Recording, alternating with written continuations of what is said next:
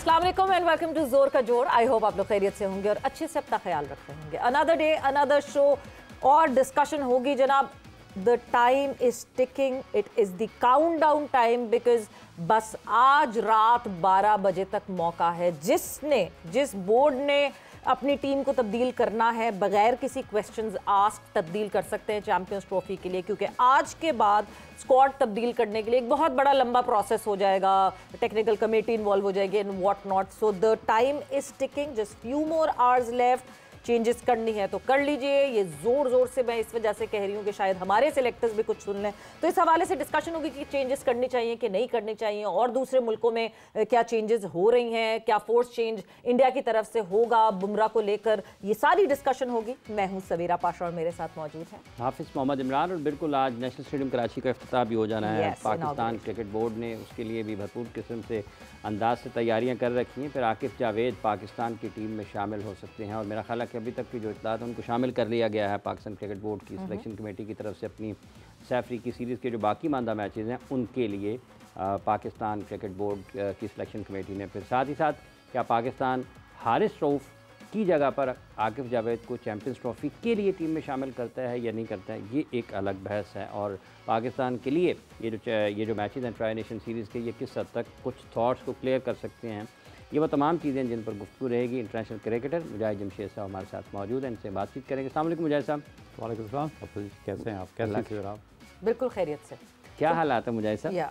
हालात यार ये बड़ा एक स्ट्रेंज डिसीजन है कि आकिफ को टीम में लेके आ गए। मेरा ख्याल उसने बांग्लादेश लीग में कुछ परफॉर्म किया है जिसकी वजह से पहले उन हालात से पहले ज़रा 8 फरवरी सैटरडे उस वक्त क्या हालात थे, वहाँ से लेके अब तक अभी तक क्या हालात हैं?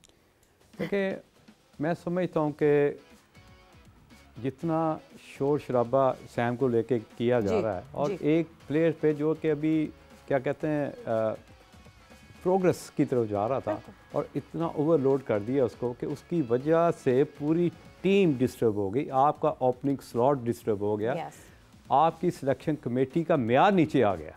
तो ये सारी चीज़ें मैं समझता हूँ कि ये सैम यहाँ से स्टार्ट हुआ और उसके बाद जो सूरत हाल आपने देखी कि जिस तरह हारिस रऊफ़ के साथ पिछले मैच में वो अनफिट हुआ और जिस तरह के प्रेस कॉन्फ्रेंस किए जाते हैं पोस्ट पेड में, जो रिजवान ने जिस तरह की डिस्कशन की, डजंट मेक एनी सेंस। देखें आप एक प्रोफेशनल हैं और प्रोफेशनल किसी वक्त किसी जगह पे भी वो हर वक्त रेडी होता है कि जिस तरह का उसे रोल दिया जाए उसको ग्रेसफुली और विद सक्सेस उसको इम्प्लीमेंट करे और उसका बेहतर से बेहतर रिजल्ट अपनी टीम को दे सके। बट मुजाहिद साहब साइम की आप बात कर रहे हैं, साइम मतलब ऐसा क्या हुआ, एक लड़का जो है वो अभी आया और आके 9 ODIs खेले उसने पाकिस्तान के लिए एंड उसके बाद से पूरी पाकिस्तान क्रिकेट का बोझ साइम अयूब के कंधों पे है। साइम नहीं है, साइम नहीं है, साइम नहीं है, वो हमें ये यूटिलिटी प्ले करता था, ये यूटिलिटी देता था। देखें ये तो एक प्लस पॉइंट था कि अब वो एक मैच्योरिटी की तरफ जा रहा था। जिस तरह उसने सेकंड ODI में अगेंस्ट साउथ अफ्रीका, देखिए आप सेंचुरियाँ करते हैं, आप परफॉर्म भी करते हैं, इसलिए आप टीम में है ना, लेकिन जिस मैच्योरिटी के साथ 4 विकेट्स गिरे हुए उसके बाद अपने जो प्लेइंग स्टाइल था उसको चेंज करते हुए टीम के लिए खड़ा होकर वहाँ पे 100 किया और फिनिशिंग लाइन तक पाकिस्तान टीम को लेके गया। ये वो मैच्योरिटी थी जिसकी वजह से सिलेक्शन कमेटी या कोच या कोई भी कप्तान उसके लिए इतना बेताबला हो रहा था कि अगर ये टीम में ना हुआ तो पाकिस्तान का जो पहले 10 ओवर वाली एक सिचुएशन होती है कि आपने उठा के मारना है, हर तरह का शॉट मारना है। जिस तरह हम इंडिया की अगर मिसाल देंगे, उनका जो प्लेइंग स्टाइल है वो पहले 10 ओवर में दूसरी टीम को आउट ऑफ क्लास कर देते हैं, डोमिनेट इतना करते हैं कि दूसरी टीम बैकफुट पे जाने पे मजबूर हो जाती।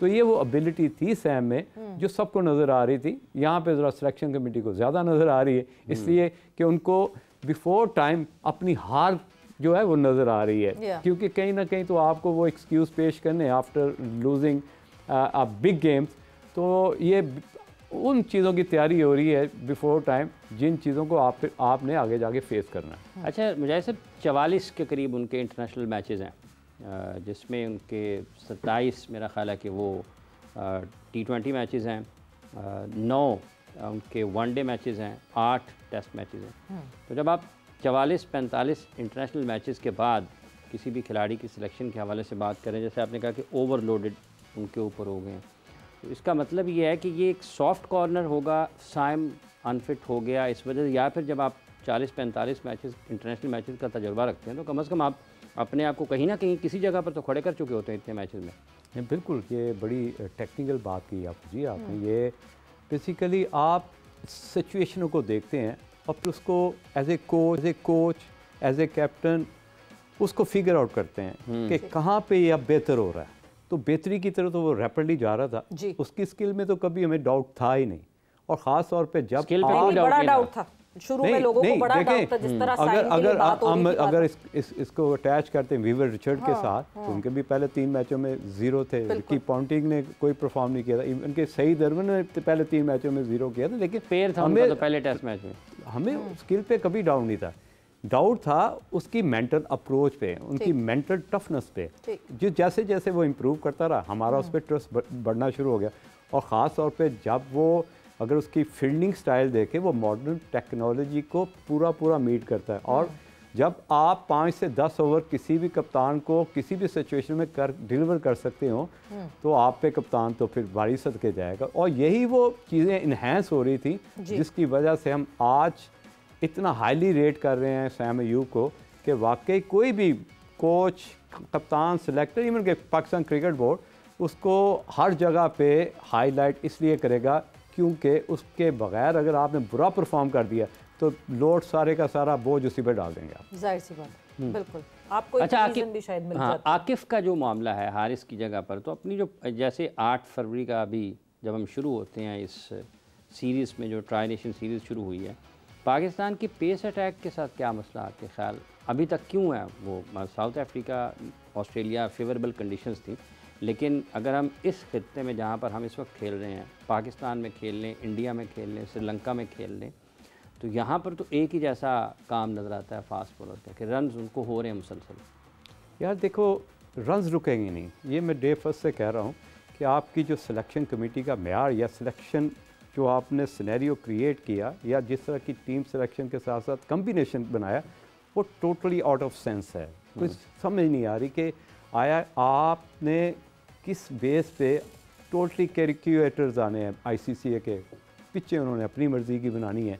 और आप किस तरह सोच सकते हैं कि आपके पास अगर फास्ट बॉलिंग स्लॉट ज़्यादा है और आपके पास स्पिनर्स है नहीं, और ऑब्वियसली जो क्राउड है वो इंटरटेन होने आता है, और हर कोई भी बड़ा इवेंट होता है उसमें ज़्यादा बैटिंग को फेवर मिलती है। ये चीज़ें सिलेक्शन कमेटी को पहले बिफोर टाइम सोचनी चाहिए थी कि हमें यहाँ पे एक ऐसा स्पिनर चाहिए जो किसी भी कोई अगर हेड जैसा प्लेयर आते डोमिनेट करता है, या रोहित शर्मा जैसा प्लेयर जैसे कल उसने आगे डोमिनेट किया है इंग्लैंड को, अगर इस तरह के प्लेयर आगे डोमिनेट करते तो आया उनका मोमेंटम ब्रेक करने के लिए आपके पास ऑप्शन क्या है? वो खुशदी शाह तो नहीं है, वो आपके पास आगा सलमान तो नहीं है, आपके पास एक ऐसा बॉलर होना चाहिए था जो एक सडन रेपुटेशन कैरी कर रहा होता, जो कि आप नुमान की शक्ल में कह सकते थे। एक तो लेफ्ट आर्म स्पिनर था, और थोड़ा सा पड़ के बॉल बॉडी से दूर जाता है, बैट्समैन की फोर्स भी कम हो जाती है। ये वो प्लसेस थे। और टेस्ट क्रिकेट में इतनी रैपिडली नंबर 5 पे आया है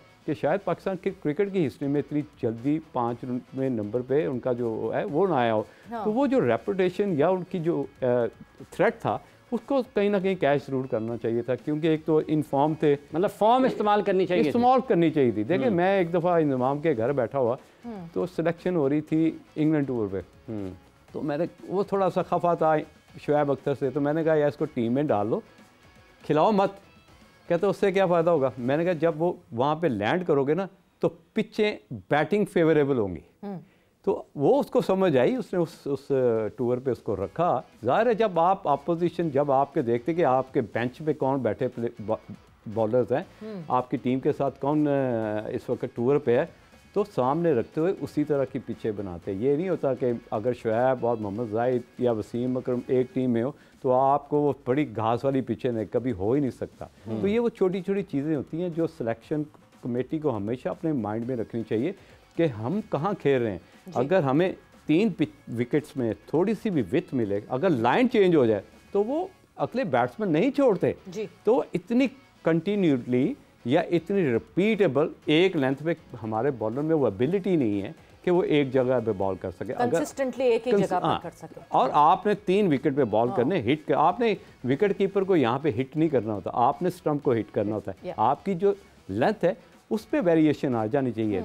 ये सोचना काम है सिलेक्शन कमेटी का, ये सोचना काम है कप्तान का, और ये काम है सोचना जो भी आपके लेफ्ट राइट आपकी मैनेजमेंट के लोग हैं उनका काम है सोचना। हम यहाँ पे सिर्फ बात कर सकते हैं, लेकिन असल यही है कि आपके पास वो एबिलिटी नहीं है कि आप 200-340 रन को डिफेंड कर सकें और 200-320 रन को चेज कर सकें। ये लम्हा फिक्रिया है कि कल देखें जिस तरह हम किसी भी ग्रेट प्लेयर से एक्सपेक्ट करते हैं कि जैसे विलियमसन ने दोनों इनिंग्स में इतनी बुरी पिचों में ऐसी खूबसूरत इनिंग खेली, तो हम भी इस तरह की परफॉर्मेंस अपने ग्रेट्स जैसे बाबर है या फ़खर है या मींस के रिजवान है इनसे एक्सपेक्ट करते हैं। लेकिन आप जब अपनी कम्बिनेशन में ताहिर, तैयब ताहिर या गुलाम ऐसे अपने कम्बिनेशन में देखते हैं तो अपोजिशन तो आप पे बहुत अटैक कर देती है, क्योंकि अपोजिशन अटैक करती है, मगर वही इस अटैक को बचाने के लिए सीनियर्स को प्रोटेक्ट करना चाहिए, अपने उन नए जो न्यू कमर्स हैं उनको प्रोटेक्ट करना चाहिए। परफॉर्मेंस पे हम बिल्कुल बात करेंगे, परफॉर्मेंसेस ही सबसे ज़्यादा ज़रूरी है। गद्दाफी स्टेडियम की हमने इनॉग्रेशन देखी, एक बहुत ज़बरदस्त रंगा वो एक सेरेमनी देखी, गद्दाफी स्टेडियम नया बना, उसकी इनॉग्रेशन और वो सेरेमनी हुई। अगले ही दिन हमें परफॉर्मेंस पाकिस्तान की टीम को देखने की ऐसी मिली कि झटका लग गया उस जो ओपनिंग हुई।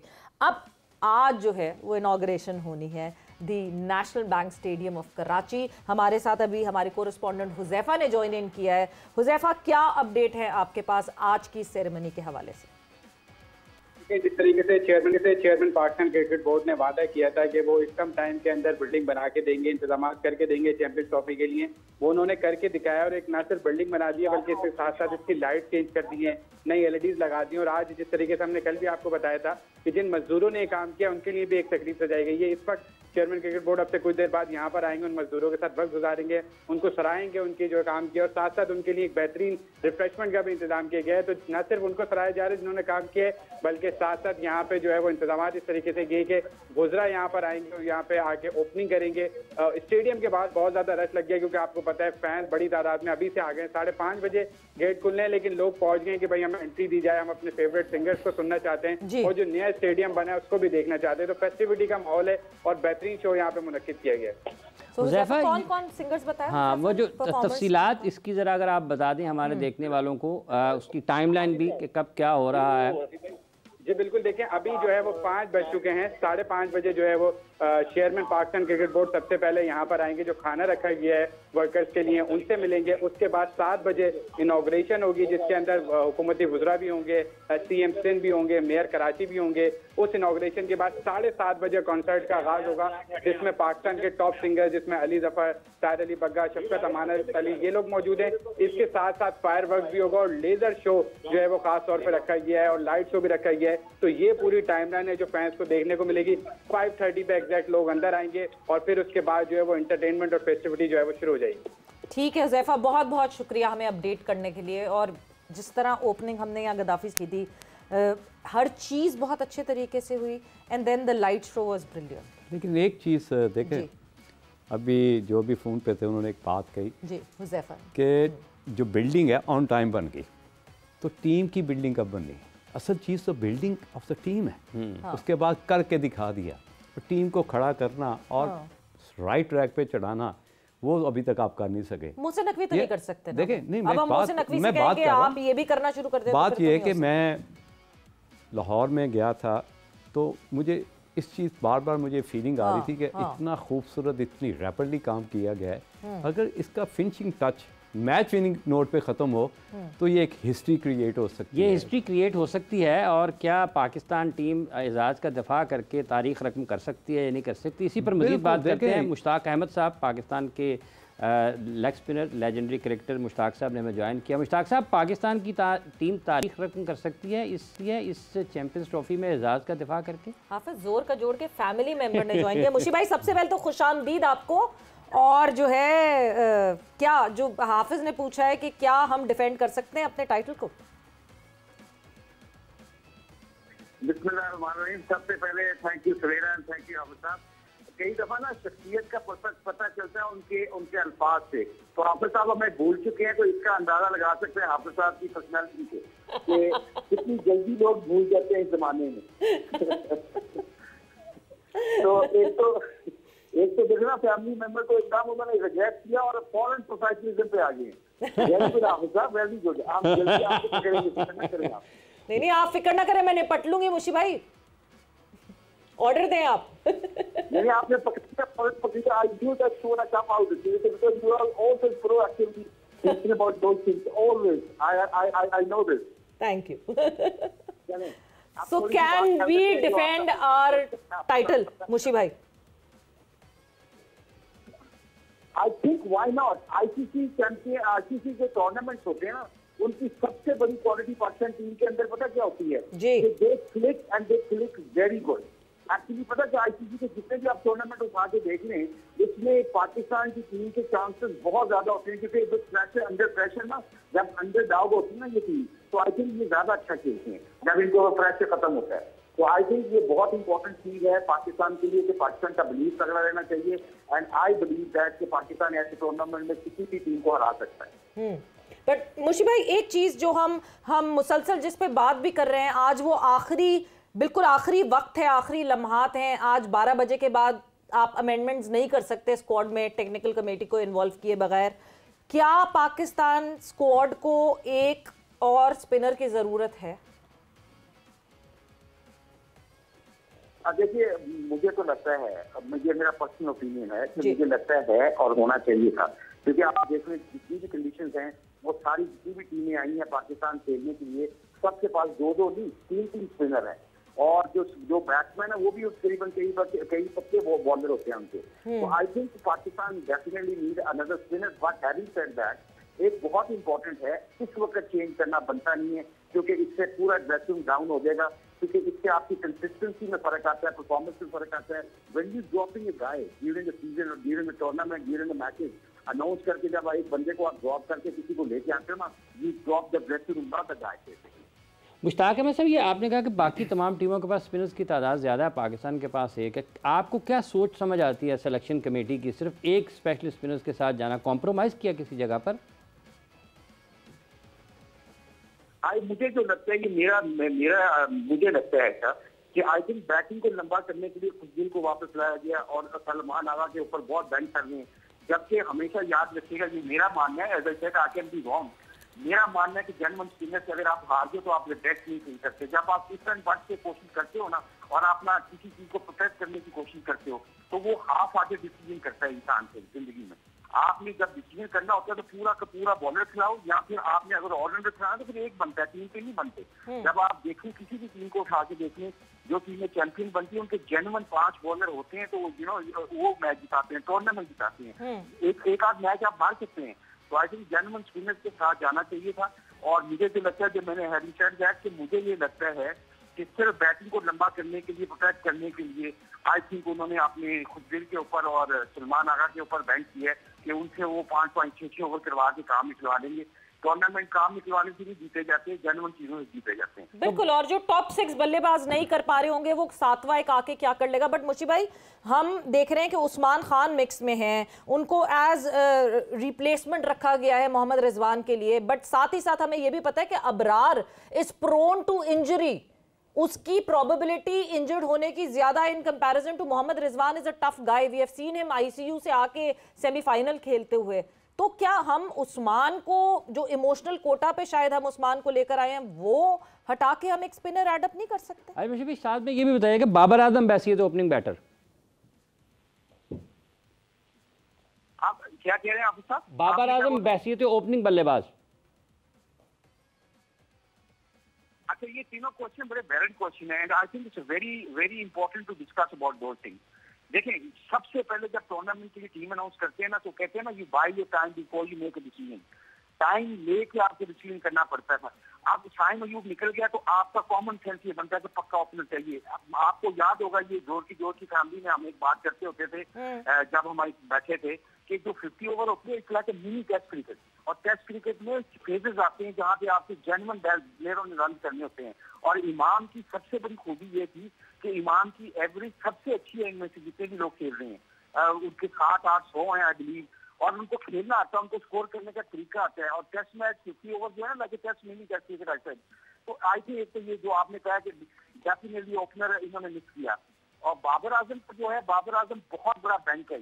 ये क्लिक कर दे तो बहुत बड़ा कहते हैं कि वो चांस लेना पड़ता है। मगर अगर क्लिक नहीं करता, जैसे कि आपने देखा होगा कि इंतजाम होगा पूरे वर्ल्ड कप में 92 में नहीं चले, मगर छठे और न्यूजीलैंड के खिलाफ छठे मैच में सेमीफाइनल में जब गए तो छठे नंबर पे गए तो एकदम क्लिक कर गया। और फिर छठे नंबर पे फाइनल में जाके उन्होंने बड़ी जबरदस्त खेली, जो वर्ल्ड कप चैंपियन बने पाकिस्तान। तो आई थिंक बड़ा प्लेयर जो होता है ना, जब उसकी फॉर्म नहीं लगी होती तो उसको तो आपने नए बॉल से बचाना होता है, बल्कि उसको ऐसी सिचुएशन में डालना होता है जहाँ पे गेंद स्विंग ना हो, कोई प्रेशर ना हो।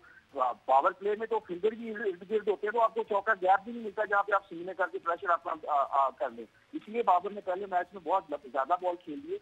जब आप बड़े प्लेयर होते हैं, बड़े प्लेयर को आपने बड़े सोच समझ के फैसला करना होता है। हाँ, अगर बाबर फॉर्म में होता है, बहुत करीबी फॉर्म में होता है, तो there is no harm on Pakistani pitches, he can bat. But having said that, as I said to you, ये आई थिंक चांस है, और चांस का भी लिया जाता है जब आप प्लेयर नहीं होते कि हमने करना क्या। तो इसका मतलब ये कि मैं अगर आपसे जाते जाते पूछूं, आप अगर आकिब जावेद को ये सजेशन देते हैं तो क्या आप ये सजेशन देंगे कि भाई एक स्पिनर रख लेना चाहिए टीम में? मैं तो अभी तो मैं ना चीज करूँ ना, मैं अपनी सजेशन दूँ। अब जो जिनके ऊपर बैंक किया तो उन्हीं के ऊपर बैंक करके उनको कॉन्फिडेंस दें। अगर अब जिनको खिलाया आपने स्पिनर और बैट्समैन और सलमान आगा से आपने बॉलिंग करवानी है तो फिर you should go for it, और इसको बैट करना चाहिए डिसीजन को। अगर ये पहले की बातें होती हैं, ये टूर्नामेंट से पहले की, जैसे मैंने सवेरा पहले कहा ना कि जब आप किसी को ड्रॉप करके किसी जेन्युइन स्पिनर को लेके आएंगे तो आपने उस बंदे को तो ड्रॉप कर दिया, मगर पूरे ड्रेसिंग को आपने ड्रॉप कर देते हैं। ये बहुत इंपॉर्टेंट चीज है, मैं आपको बता रहा हूँ। तो इसलिए मैं तो ये मशवरा नहीं दूंगा। हाँ, अलबत्ता जो आपने क्वेश्चन किया है कि पाकिस्तान के चांसेस क्या है, पाकिस्तान जेन्युइन 5 बॉलों से खेलेगा, 6 बैट्समैन पर रिलाई करना चाहिए, 7 में एक ऑलराउंडर कोई भी खिला ले उसके ऊपर। बाकी अगर आप ये समझेंगे 8वें-9वें नंबर पे भी आपको बैट्समैन मदद करेंगे तो फिर you are thinking in wrong direction, I believe, this is my opinion. But Mushi भाई, 8th को जो हमने देखी है परफॉर्मेंस पाकिस्तान टीम की, आपको लगता है जिस फ्लो में न्यूजीलैंड दिख रही है, हमारे ग्रुप में इंडिया है, इंडिया दिख रही है, you closer to Bangladesh, you know better to that, हम तो कहीं आसपास नहीं भटक रहे हैं। 300 रन बनाना तो दूर की बात है हमारे लिए। मैं यही कह रहा हूँ ना कि जो सबसे इम्पोर्टेंट चीज होती है कि आपने कभी भी याद रखिएगा, ये आप देखिएगा, नोट कीजिएगा, जब आप सिलेक्शन देखते हैं ना टीम की, तो जब आप केयरफुल होके बंदों को सिलेक्ट करते हैं ना, केयरफुल होके, मैंने इसे केयरफुल होके, when you trying to cover all the angles, then you don't play that kind of cricket what brand is required now. आप जब भी कभी डिसीजन लेते हैं तो आपके डिसीजन आपकी सिलेक्शन के ऊपर रिलेट करते हैं कि आपकी सिलेक्शन के ऊपर डिपेंड कर रहा होता है। अच्छा, जब भी आप इतना कागे होते हैं तो फिर आपका वो माइंडसेट भी वैसे खेलना शुरू हो जाता है। तो आई थिंक मुझे ये लगता है कि जिस तरह अगर फॉर एग्जाम्पल अगर आप कहते हैं अभी वो जो लड़का खेला जो दर्जी किया है जो साउथ अफ्रीका का, मैं आज ही बल्कि बात कर रहा था, बिकॉज जब मैं जितने भी हमारे इंटरनेशनल कोचेज हैं उनसे बात कर रहा था, मैंने कहा व्हाट अ ग्रेट इनिंग्स यार। उसका टेम्परामेंट लग रहा था कि उसको फ्रीडम दिया होता कि जिस तरह तुम फर्स्ट क्लास क्रिकेट में खेलते हो वैसे ही जाके खेलो भाई, और उसने वैसे ही खेला है। तो अब ये ब्रांड अगर 300 प्लस हो रहा है, हमारी विकेटों के ऊपर 300 प्लस होना जरूरी है, तो आई थिंक उसके लिए तो फिर डर निकालना पड़ेगा, और सबसे बड़ा डर विकेटों आउट होने का डर जब निकलेगा तब जाके आपका इंटेंट तगड़ा होगा, तब आप you looking for boundaries and singles and double and sixes. यानी यही किस्म का कॉन्फिडेंस जो है वो कामरान गुलाम को देना चाहिए। हमें कामरान गुलाम डोमेस्टिक में कमाल धमाल करते हुए दिखते हैं, मगर यहाँ ऐसा लगता है कि वो या तो इंटरनेशनल के लिए तैयार नहीं है या वो कर नहीं पा रहे। मुशी भाई, या ये कहा जा सकता है कि ज़रूरत से ज़्यादा खुद एतमादी का शिकार है? नहीं, आई थिंक आप ये याद रखिएगा कि जब कोई प्लेयर हम बहुत अच्छा रन करके आया, उसने परफॉर्मेंस भी की है रिसेंटली। अच्छा, होता क्या है कि वनडे टेस्ट मैच में 50 ओवर में जब तक आप सिंगल नहीं करेंगे, डॉट बॉल आप सर पे चढ़ाने लग जाते हैं तो आप फंस जाते हैं। आपको ये जो कंडीशन पाकिस्तान की कंडीशन है, इस पिच के ऊपर चौके के साथ जब आप पहली बॉल पे चौका मार लेते हो ना, तो फिर आपका वो ओवर 8 या 9 का जाना चाहिए, वो किस तरह जाएगा, फिर आप सिंगल लेते हो, और अच्छे बॉल पे सिंगल जब तक आपको नहीं करनी आएगी अगेंस्ट स्पिनर या फास्ट बॉलर, जब आपको गैप नजर नहीं आएंगे, जब एज ए बैट्समैन आपको वो सिंगल करने का तरीका नहीं आएगा, फिर आप चौका मार के 4 डॉट बॉल खेलोगे तो आप कहीं भी नहीं जाते, उधर के उधर ही होते हो। हम देखें कई दफा हमें चौका मिल जाता है पहली बॉल पे, फिर उसके बाद अगले 4 बॉल डॉट खेल के फिर वापस आ जाते हैं, एक स्टेप हम आगे जाते हैं, 2 वापस आ जाते हैं। और बड़ी टीमें जो होती है वो क्या करती है, चौका मार के सिंगल, और वो फिर खेलते हैं वो 8 और 9 रन का ओवर जाता है, वो पिछले ओवर में 4 का गया होता है उसको भी 6 रन के ऊपर कवर कर देते हैं। सो आई थिंक मैथमेटिकली क्रिकेट जो है ना वो चेंज इसलिए हुई है कि जो दूसरी टीमें हैं वो करती 7 ओवर ही है, मगर जब वो जिस ओवर में वो पकड़ते हैं ना वो चौका पड़ जाता है पहली या दूसरी बॉल पे, वो फिर 8-9 का खत्म करते हैं। जबकि पाकिस्तान क्या करते हैं कि एक चौका मार के वो 4 डॉट बॉल फिर वापस ले जाते हैं, ये एक प्रॉब्लम है, इसलिए प्रेशर बिल्डअप होता है, इसलिए फिर निकल के उनको शॉट मारनी पड़ती है। बिल्कुल कैपिटलाइज नहीं कर पाते, और फिर बॉलिंग में भी यही होता है कि 4 अच्छी बॉलें करके 2 लूज बॉल्स, और जिस तरह आप मुशी भाई हमेशा यही कहते थे कि अच्छी बॉलिंग से बेहतर अच्छे ओवर्स कराने से टीम जीतती है। बट थैंक यू मुशी भाई, थैंक्स अ लॉट फॉर, वक्त अभी ब्रेक का हुआ है, मगर जब ब्रेक से वापस आएंगे तो मुजाहिद साहब एक चीज़ बहुत इंपॉर्टेंट यहाँ पे मुश्ताक अहमद साहब ने बात की कि रनिंग बिटवीन द विकेट्स भी बहुत वीक थी हमारी। हम अगर एक चौका मार भी लेते हैं तो उसके बाद हमारी रनिंग बिटवीन द विकेट्स ऐसी नहीं होती कि हम उस पर कैपिटलाइज कर सकें। वक्त एक ब्रेक का हुआ है, ब्रेक पर जा रहे हैं, वापस आएंगे, कॉन्वर्जेशन को आगे बढ़ाएंगे।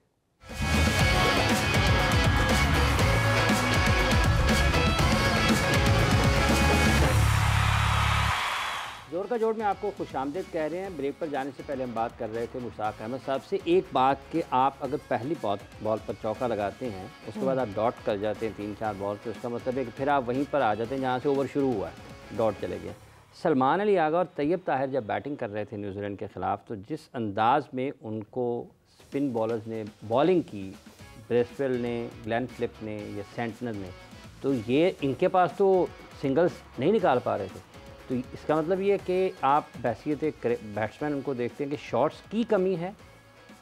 ये बड़ी अच्छी बात कही, और इस टॉपिक पे हम बड़ी दफ़ा बात कर चुके हैं कि आप अब किसी की एबिलिटी से ज़्यादा काम नहीं ले सकते। ये हमें भी यहाँ पे नज़र आ रहा होता है कि उनको गैप्स नहीं मिल रहे क्योंकि उनकी उस तरह की प्रिपरेशन नहीं होती, उन्होंने उस तरह की तैयारी नहीं की होती कि अगर ऐसी सिचुएशन आएगी तो हमने बॉलर्स के ऊपर सिंगल डबल के साथ साथ डोमिनेट कैसे करना है। अब अगर यहाँ पे अगर मैं इंडिया की बात करूँ, क्योंकि मुझे अच्छा तो नहीं लगता, क्योंकि जो प्लेइंग स्टाइल ऑफ इंडियन है या प्लेइंग स्टाइल ऑफ इंग्लैंड है, अगर उसकी अडेप्टेबिलिटी नहीं करेंगे एज सून एज पॉसिबल तो पाकिस्तान क्रिकेट बहुत पीछे चली जाएगी। उसकी वजह यह है कि जिस बॉल को हम रोकते हैं इस लेंथ को, उसी बॉल पे चौका मारते हैं, इंडियन उसको 3-4 पे कन्वर्ट करता है कि अगर उनको एक बॉल मिला है, अगर पिछले मैच में देखें कामरान गुलाम ने एक चौका मारा, अगले बॉल को उसी बॉल को रोक लिया जी। ये जो शॉट ऑफ सिलेक्शन या जो माइंड सेट है इसको चेंज करने की ज़रूरत है। सेम लाइक के अगर हमारे सामने 2 विकेट गिरती हैं 4 रन पे, तो हम अपना प्लेइंग स्टाइल ही चेंज कर देते हैं। 5 से 7 ओवर हम उसको डॉट खेलते हैं, उसके बाद आप जो सामने नॉन स्ट्राइकर में उस पर प्रेशर आता है, प्रेशर आने से क्या होता है आप 7 से 8 ओवर पीछे चले जाते हैं। तो इसका मतलब है जो 50 ओवर का मैच है आप तो 42 ओवर्स का खेल रहे हैं। ये जो छोटी छोटी चीज़ें हैं, जो बेसिक्स चीज़ें हैं, इस पर जितनी जल्दी हो सके इसको ओवरकम करके पाकिस्तान को उस मोड पे आना चाहिए कि जिसको हम कहते हैं कंट्रोल एग्रेसिव क्रिकेट माइंडसेट के साथ अगर नहीं जाएंगे आप एडवांस लेवल पे कभी भी नहीं जा सकते। तो ये कामरान की हम पिलर कहते हैं। कामरान की जो आपने शॉट की बात की, सॉरी सवेरा, और जिसके साथ साथ अभी सलमान और तैयब ताहिर की बात है, तो आपने कहा कि तैयारी नहीं है, तो ये एबिलिटी का मसला है। एबिलिटी देखें, अगर एक प्लेयर में छक्के मार, अगर हम बात करें यहाँ पे रोहित शर्मा की, तो हम एक्सपेक्ट करते हैं अगर वो 15 ओवर खड़ा होगा तो 6 छक्के तो मारेगा। हमारे पास भी उस तरह के प्लेयर्स नहीं हैं, शायद उनको उस तरह अलाउ नहीं किया जाता।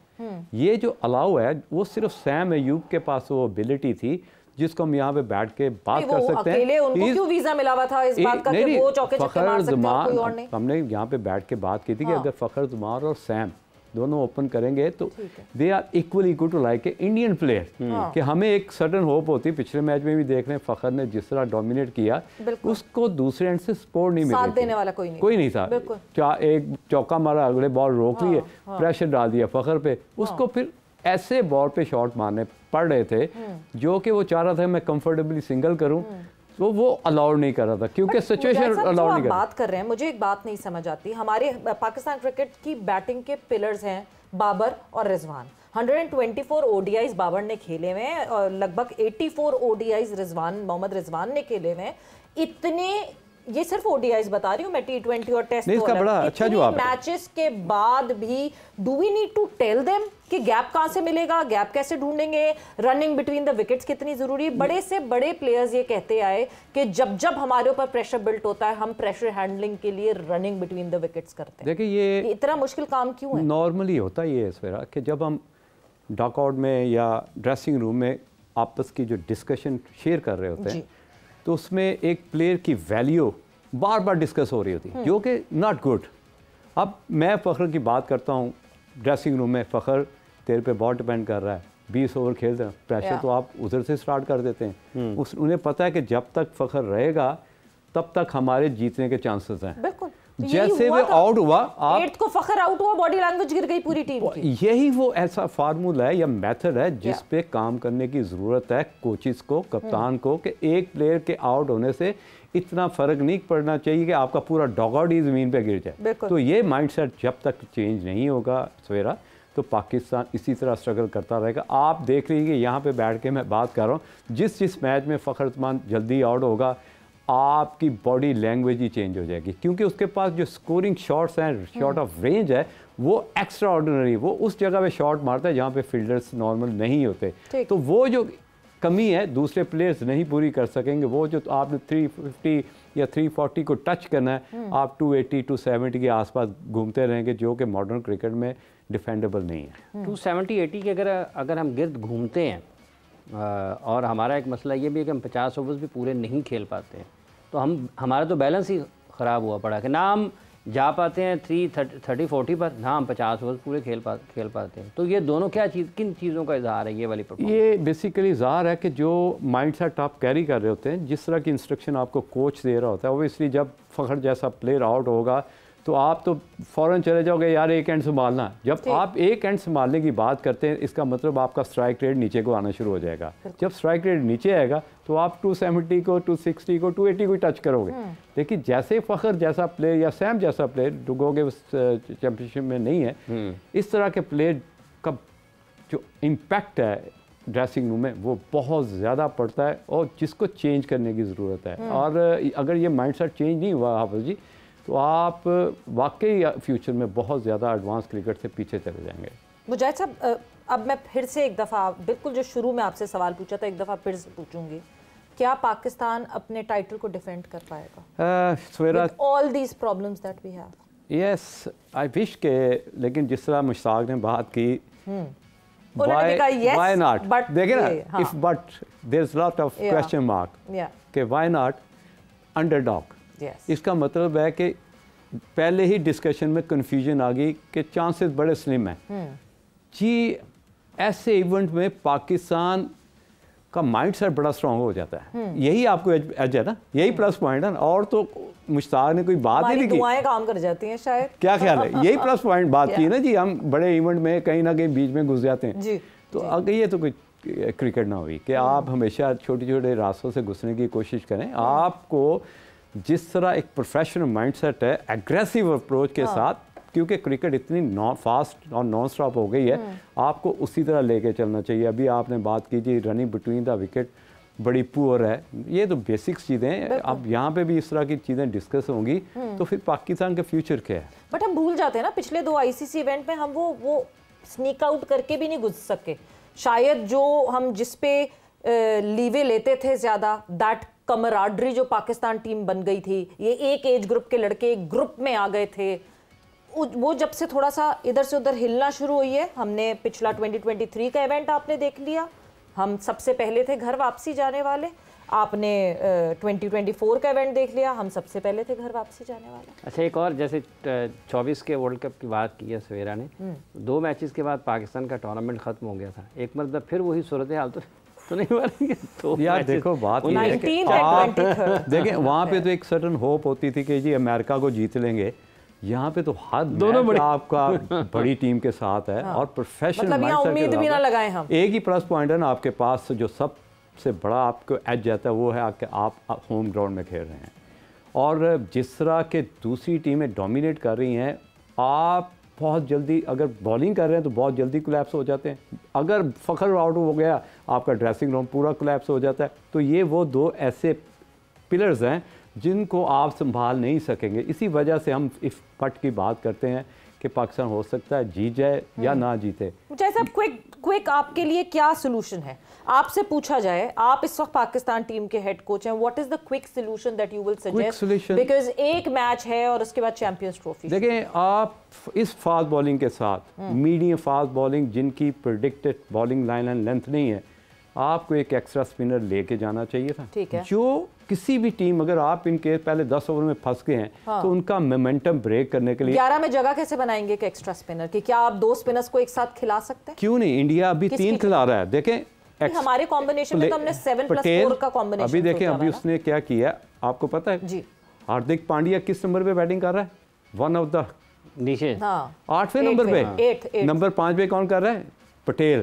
पटेल साथ लेफ्ट आर्म स्पिनर भी है। उनको एडवाइस की गई है, जिस तरह का उनका प्लेइंग स्टाइल मैं देख रहा हूँ पिछले 2-3 मैचों में, उनको एडवाइस की गई है कि आपने अटैक करना है। अटैक का मतलब ये है कि आपके लिए लेफ्ट आर्म भी बड़ा इजी हो गया, लेग स्पिनर भी इजी हो गया टू डोमिनेट, और स्पिनर राहुल से ऊपर भेजना शुरू कर दिया उन्होंने। तो ये वो फार्मूला मेथड है जो बड़े इवेंट की तैयारियों के लिए अच्छा लगता है देख। अच्छा, उनको फील अच्छी है। ये आपने अक्षर, हमारा अक्षर पटेल को आपने अक्षर की बात की और आपने हार्दिक पांड्या की बात की। ट्रस्ट किया ना आपने?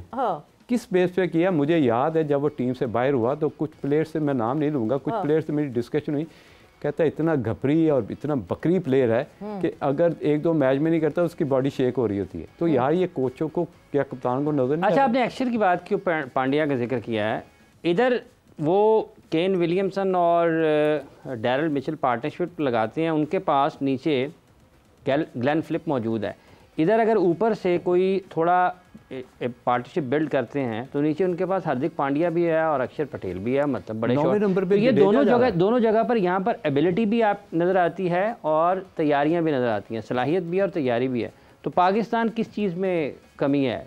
तैयारी में, सलाहियत में? ये जो आपने मिडल ऑफ इनिंग्स के दरमियानी हिस्से की बात की है। देखिए, जिस तरह का प्लेइंग स्टाइल आगा का या कामरान गुलाम का या इवन खुश दिल शाह का, कि ये थोड़ा सा टाइम लेते हैं अपनी इनिंग बिल्ड करने के लिए, अटैक नहीं करते। वो तो टाइम ही नहीं लेते, पहला बॉल मिला तो छक्का मार दिया, और ये उनके जो रोल दिया जाता है, और हमने उनको बार बार रिपीटेबल परफॉर्मेंस करते थे, और जिसकी बेस पे हम उनकी यहाँ पे बैठ के बात कर रहे हैं। पाकिस्तान ये बड़ा सीरियस है, ये जो एरिया है इसको बहुत सीरियस लैग कर रहा है।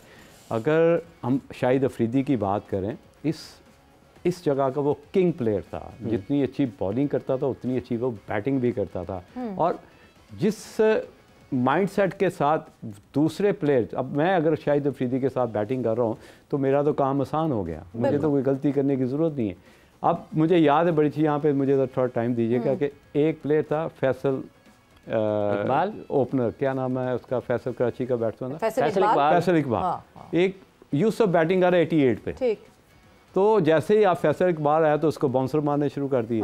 तो तीसरे या चौथे ओवर के बाद ज़ाहिर है फिर बाउंसर यूसुफ भी लगने शुरू हो गए, तो बाहर आके वो 92-93 पे आउट हुआ। तो बड़ा आके चिल्लाया कि इसकी वजह से मेरी क्रिकेट मुश्किल हो गई क्योंकि मैं तो बड़ा फ्लुएंटली चाह रहा था, सिंगल कर रहा था। तो कई दफ़ा ऐसा भी होता है कि जैसे कामरान गुलाम में पिछले मैच में किया कि डॉट डॉट डॉट, तो उसके बाद उसने निकल के भी छक्का मारा फ़खर उस्मान ने, ज़बरदस्ती चौका भी मारा। ये वो ऐसे मेथड है जिसको आपको जब तक एक दूसरे की अंडरस्टैंडिंग नहीं होगी, अवेयरनेस होगी, एक दूसरे को अंडरस्टैंड नहीं करेंगे, तो आप प्रोग्रेस नहीं कर सकते। बिल्कुल, और लैक ऑफ केमिस्ट्री आपको दिखती है जब आप रनिंग बिटवीन द विकेट्स भी देखते हैं, और रनिंग बिटवीन द विकेट्स भी आपको वो कि नजरों ही नजरों में पहचान जाओ कि जी सिंगल करना है या डबल करना है। बट थैंक यू मुजाहिद साहब, thanks a lot for being here. और का जोड़ का खत्म हो गया है। सवेरा पाशा को और हाफिज इमरान को इजाजत दीजिए, अपना बहुत ख्याल रखिएगा, टेक केयर, बाय बाय, अल्लाह हाफ़िज़।